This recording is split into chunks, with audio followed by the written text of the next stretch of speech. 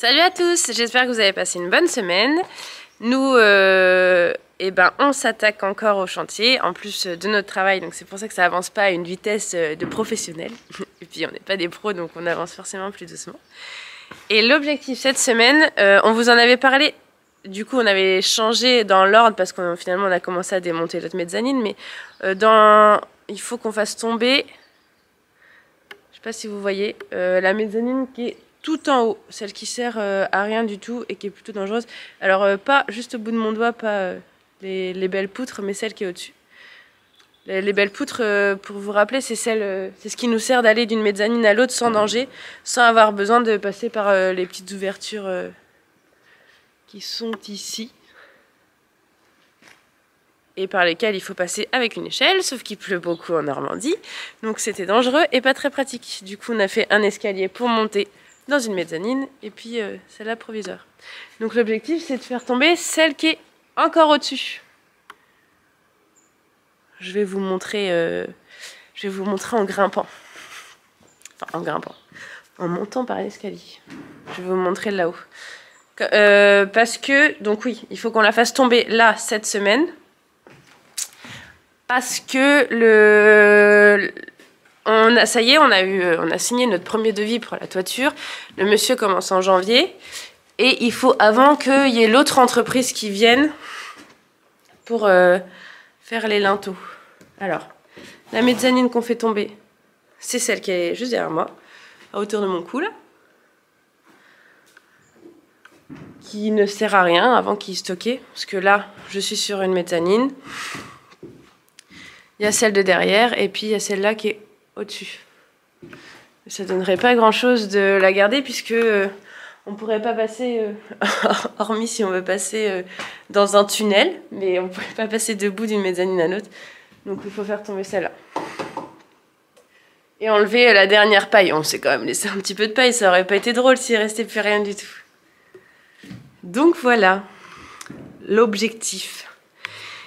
Alors, surtout, n'oubliez pas le petit pouce en bas de la vidéo. Et à commenter, bien évidemment. C'est toujours cool de lire tous vos commentaires, toujours très intéressant. Et même vos commentaires pour nous dire d'où vous venez et d'où vous nous regardez. On a l'impression de voyager. Même si c'est en France, c'est chouette. Et à vous abonner si c'est pas fait.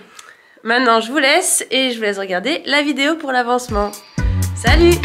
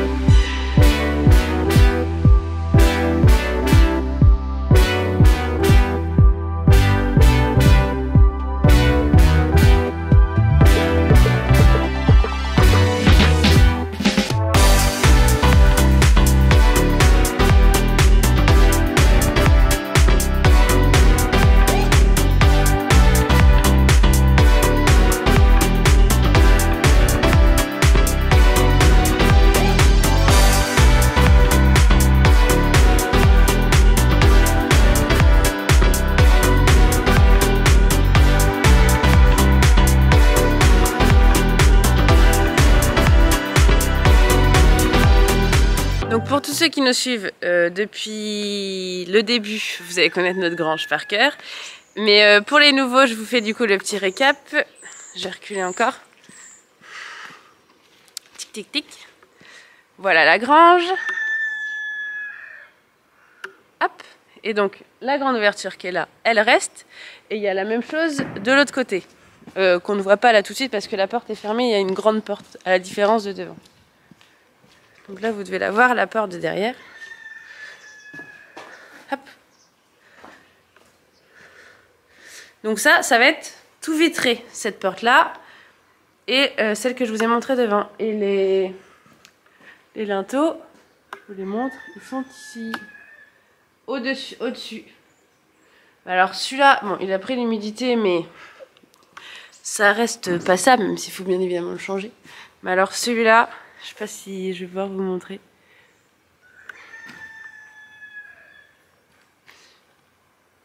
Je sais pas si vous voyez, mais il est même en train de tomber.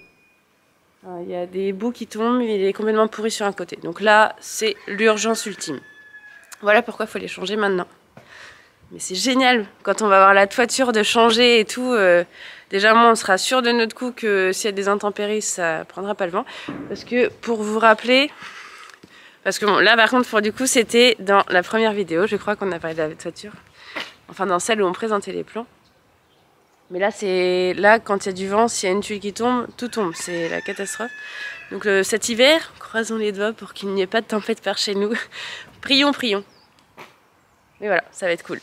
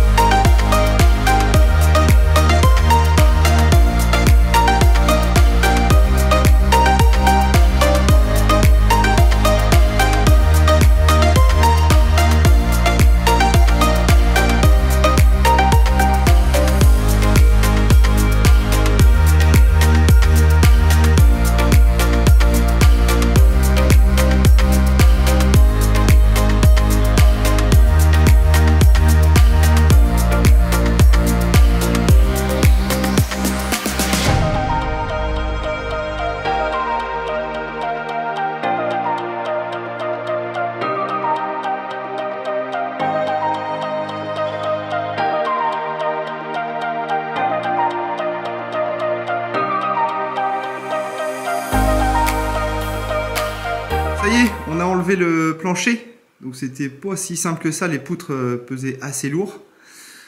Et pour ça, le problème c'est qu'on pouvait pas... elles étaient fixées par des clous. Hein, on voit bien les clous, je sais pas si vous voyez bien. Ici. Elles étaient fixées par des clous dans la charpente. Donc on était obligé de couper le bois hein, comme ça. Et ensuite avec un étai, tout début on a essayé avec un étai. Et en fait, on l'a vite enlevé parce que ça servait un peu à rien. Et on les a portés, on les a fait glisser avec une corde qui était reliée aussi à la charpente, mais c'était beaucoup plus costaud. Et ensuite, c'était assez simple, on les a fait coulisser là par derrière.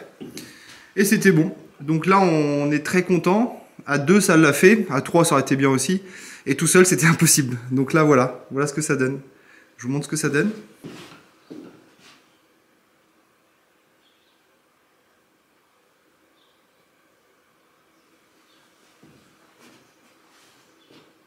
On a fait un petit coup de ménage aussi. Voilà, au moins il n'y a plus du tout de foin. Il en restait un petit peu évidemment hein, sur le troisième plancher. Et là tout est nickel.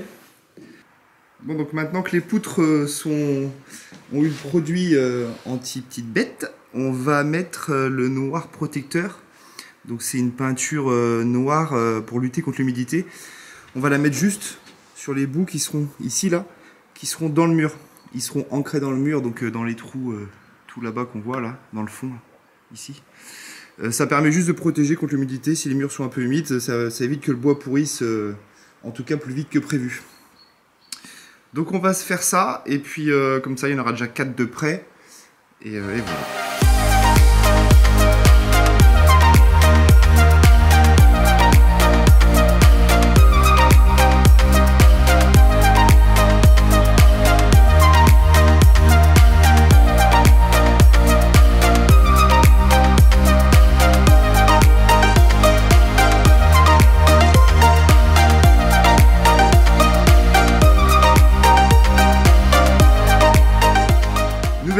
au chantier, on hésite entre commencer à mettre les poutres ici ou alors continuer à enlever la mezzanine ici et une partie du plancher qui nous permet de passer, donc de la passerelle. Il est fort probable qu'on continue à démonter le plancher au moins jusqu'ici et garder au moins ce petit bout là qui permettra de passer de chaque côté pour pouvoir mettre les futures poutres. Il nous reste ce petit bout ici et on est un peu bloqué. Je vous montre pourquoi, je ne sais pas si vous allez voir d'ici, mais je vais vous faire un zoom. La charpente repose sur une partie du plancher. Hein, on voit qu'ici, elle repose sur une petite partie du plancher. Donc on peut au moins décaler cette poutre-là, enfin l'enlever celle-ci. Et je pense qu'on va couper, faire un petit carré ici, puis laisser ça en attendant de voir ce que ça donne et comment que c'est fait. On va voir ça en tout cas, on va voir comment que c'est fait. Et puis voilà, on va pouvoir y aller doucement et on verra bien ce que ça donne.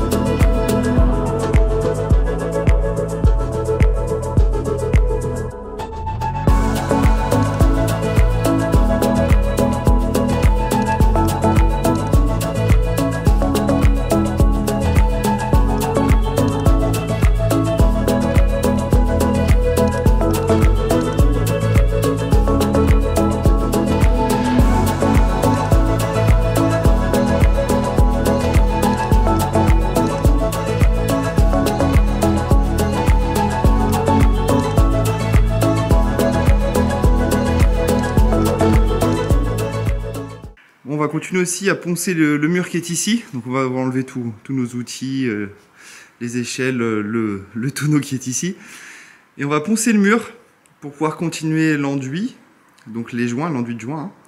On va faire ça plus tard.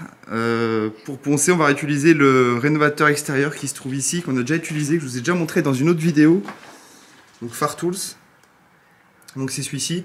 C'est assez rapide et au moins les murs seront prêts à accueillir le jointage. On va juste pour l'instant pas faire le bas parce que de l'autre côté la terre est assez haute, donc l'été prochain on fera un drain, on creusera contre le mur, on fera un drain et on mettra un peu plus de niveau la terre parce que pour l'instant le bâtiment est vraiment en dessous la terre, donc d'environ 60 cm.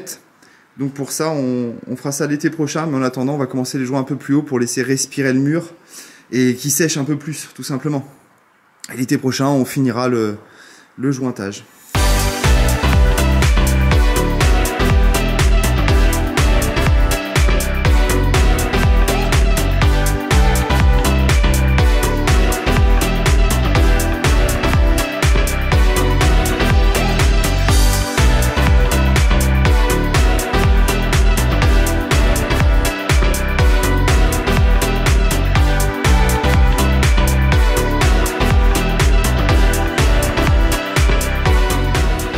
Aujourd'hui, on fait le mur qui est derrière moi en juin. C'est le dernier mur apparent qui n'est pas fait encore. C'est tout celui-là qui monte jusque là. C'est celui où il y aura les escaliers pour monter à l'étage. Donc on s'attaque à ça.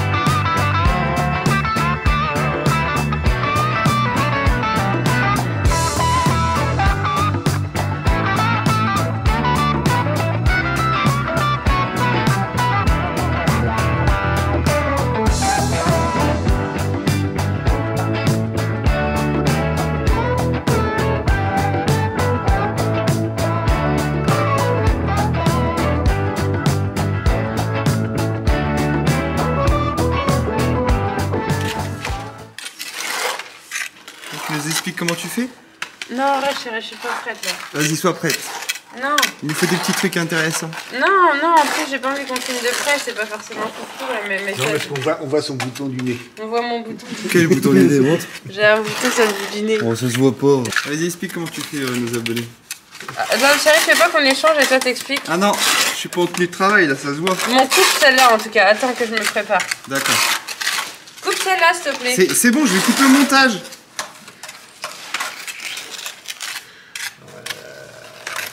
Chérie, t'es chiant là. Mais personne va entendre, je vais couper le son. Pour montrer aux gens que tu utilises pas la bonne spatule. J'en avais qu'une, j'y peux rien, ça n'est pas équipé. Explique à nos abonnés. Non, attends, je commence par comment? Déjà, faut que tu m'appelles. Bébé. Mademoiselle, est-ce que t'as un 06? Bon, allez, chérie, fais-le sérieusement là. Moi, j'en ai marre de rire comme ça. C'est parti. Je sais plus ce que je dois dire. Bon, le réalisateur. Attends. 1, 2, 3. Lancez. Explique à nos abonnés comment on pose le jointage. Alors, je mets mon joint sur la taloche et avec la langue de chat, je pousse dans les creux pour bien tout tasser. Et quand ça va être sec, il faudra brosser le surplus. C'est parfait. C'est ça qu'on y arrive.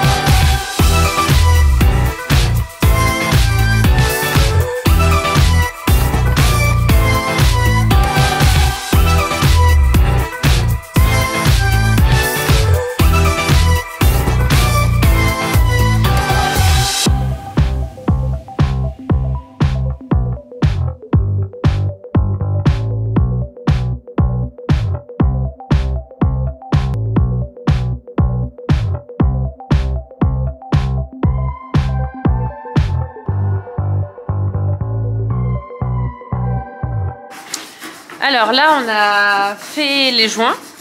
On vous disait qu'on attendait 2-3 heures avant de brosser, c'était quand il faisait beau. Maintenant, on attend un peu plus longtemps et on va brosser juste avec cette petite brosse-là pour mettre tout ça propre.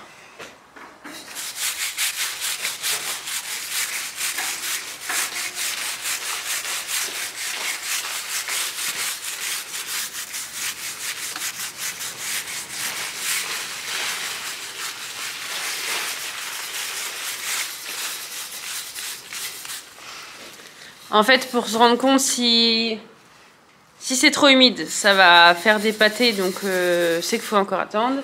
Et si c'est trop sec, du coup, il n'y aurait rien qui partirait, donc là, c'est top. Mais par contre, là, ça, c'est ce qu'on a fait ce matin. Là, on est en milieu d'après-midi, et à côté, c'est ce qu'on a fait cet après-midi.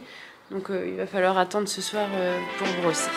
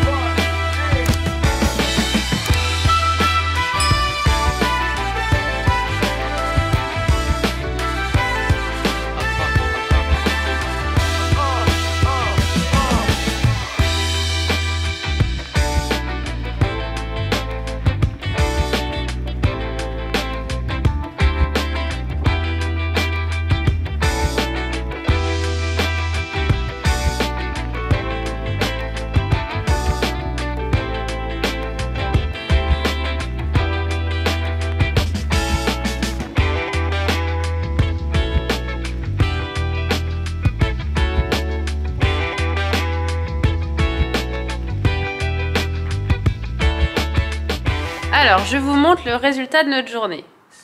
Donc, avant, c'était comme ça. Là, je vous rappelle, en gros, comme là. Là, on avait passé le burineur, on avait brossé à la brosse métallique. Et ensuite, on a aspiré le mur pour enlever toutes les poussières. On a mouillé notre mur. Après, on a mis les joints. Partout là. Et une fois que c'est sec, le principal, on brosse et ça donne ça. C'est pas mal, non? On vous avait déjà montré sur les murs du fond. Ouais, allez, juste pour le plaisir, je vous remontre. Parce qu'on est trop fiers quand on rentre dans notre grange de les voir, ces murs-là. Alors, on a la colonne qui est faite. Le mur d'ici où il y aura le poêle. Donc à côté, c'est du chanvre parce que ça sera isolé. Et le mur du fond, qui sera le mur des toilettes. Et de l'autre côté, ça donnera sur l'extension. Donc si on a des déperditions de chaleur ici, c'est pas grave. Non, clairement, on est trop fiers. On n'a jamais fait ça de notre vie et bah ça change tout quand même. C'est quand même vachement plus joli. Bon, je vous montre celui-là parce que c'est plus près. C'est quand même vraiment beau.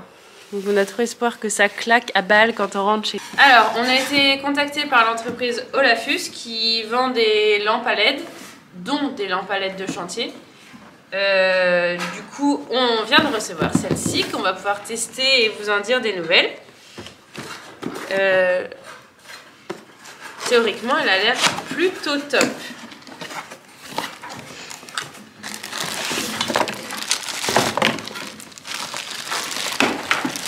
Hop.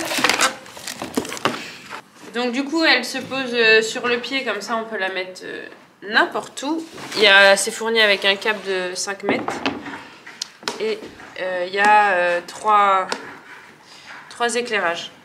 Les deux de chaque côté, on peut les incliner comme on a besoin. Le petit plus qui est quand même pas mal, c'est que vous avez l'interrupteur dessus, ça évite de débrancher et rebrancher à chaque fois. Surtout quand, bon là c'est pratique à brancher, mais il y a des endroits où c'est pas très pratique. Et voilà. Elle est petite, mais elle a l'air de plutôt bien éclairer. Il faudra qu'on essaie le soir. Et chaque côté se bouge comme on veut. Il y a une petite vis de serrage, même le grand, pour pouvoir incliner comme on veut.